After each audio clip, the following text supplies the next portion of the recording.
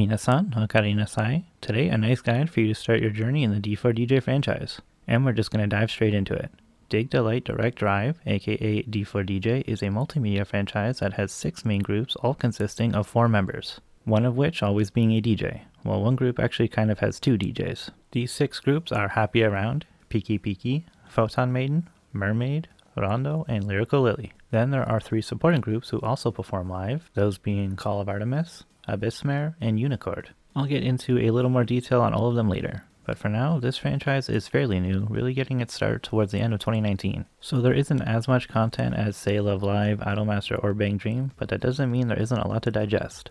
And of course, there is enough content to keep you entertained for a long time. Also, I just mentioned Bandori, while D4DJ is kind of the unofficial little sister franchise to it, featuring 7 or so of the same Seiyuu. Every Bandori live group aside from Roselia actually has 2 members in D4DJ, with Ras actually having 3, with 4 of the main 6 D4DJ groups having said members, but I'll leave the specifics for you to discover throughout your journey. Something else to go over before we really start, there has been 2 Seiyuu changes since the beginning. The characters of Reitugetsu, who is one of the leads, and the character Ibuki Nijima have had their original Seiyuu step down due to health-related issues. We have since gotten new Seiyuu, however it is still very recent, so basically all the content you will see will feature their former portrayals. So let's get into it. There are 4 ways you can start your journey. I'll go over each of them in a fair amount of detail, and you can decide what appeals to you the most. First, the anime. It's very straightforward, 1 full season, with the second one currently airing. There are currently at 20 episodes. This is actually very accessible since it is available for free on YouTube in like 4 different dubbed languages, maybe even more honestly. If you just type in D4DJ episode 1, you'll find it very easily. Something that you may also find very appealing is that Karen Kagami, who voices Maho, one of the leads, voices her character fully in both Japanese and English. So whichever language you end up watching, I do recommend at least listening to her in the other language as well, even if it's just for a scene or 2. There is also a special one-off episode that features 2 of the groups that were not really featured in the first season.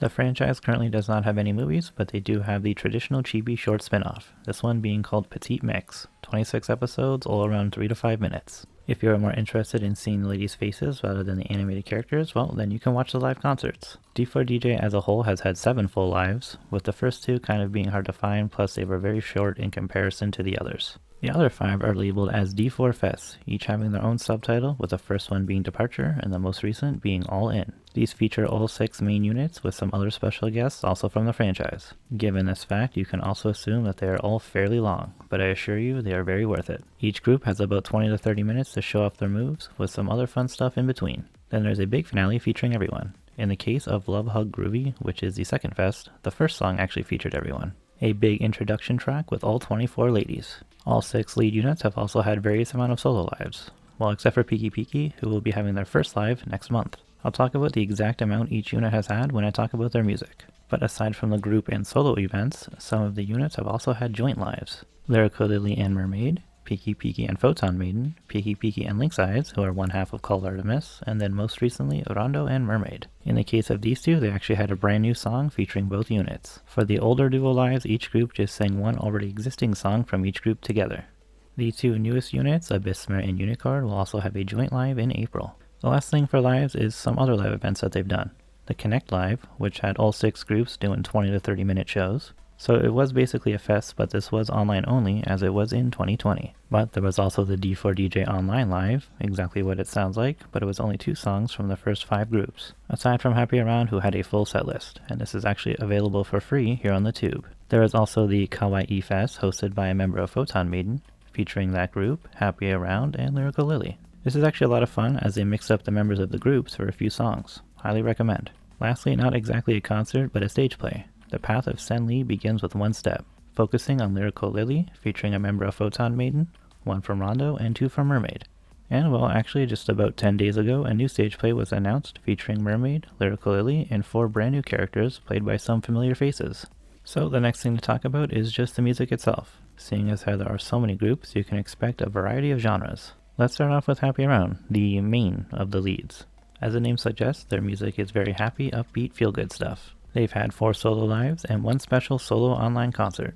Next is Pkey, and I don't know how else to describe their music other than high-tempo pop music. The Seiyuu of this unit are arguably the most popular because of their activities outside of the franchise, and the fact that they are so busy with other stuff is probably why they're only having their first live just next month. But like I said earlier, they have had 2 joint lives, one with Lynx Eyes and one with Photon Maiden.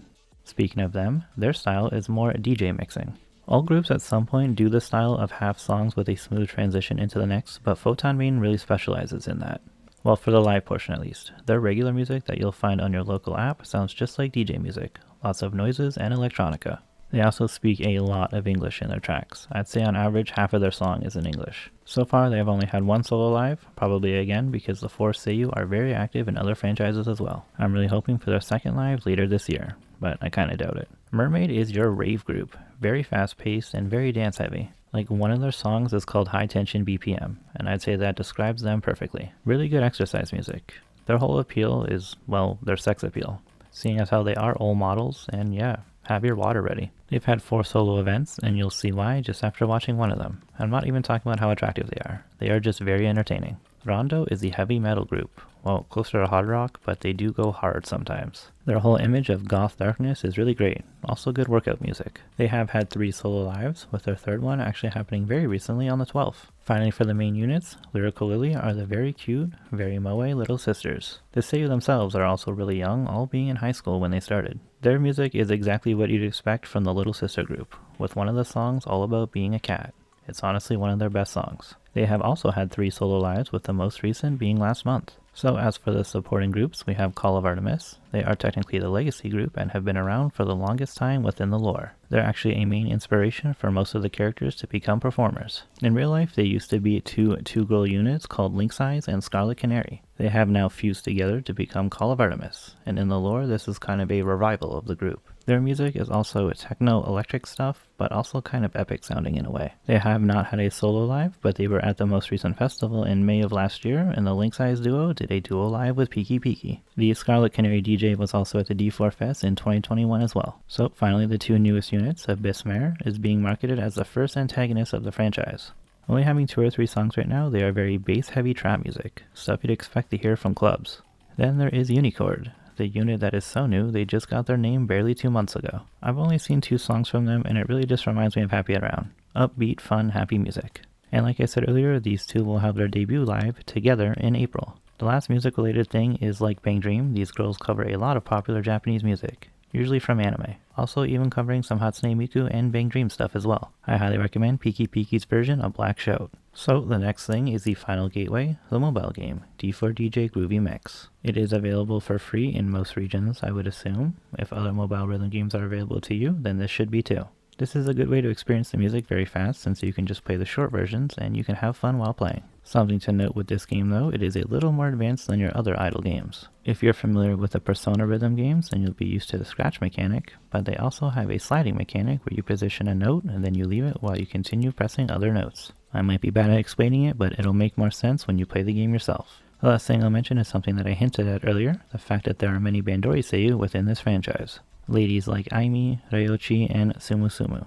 Ami Maishima and Kanan Shizaki are former members, but both had to step down due to their health. However, if you're a Love Live fan, then you'll recognize Moika Koizumi and Orisa Komi as well. There are plenty of other idol Seiyuu, but I won't sit here and list every single one of them. However, there are also legendary Seiyuu like Nana Mizuki and a legendary Anisong singer, Main. There is a whole lot of talent here, let me tell you. Though I've been a Love Live fanboy for my entire Seiyuu love and career, D4DJ at some point just surpassed that franchise for me personally. I just cannot get enough of this stuff. I know a lot of people will scoff at that, but I'm just trying to tell you that this series is really, really good. And because it is newer, it is kind of overlooked. So with that, we have reached the ending. Thank you so much for watching. I hope you enjoyed and learned something new.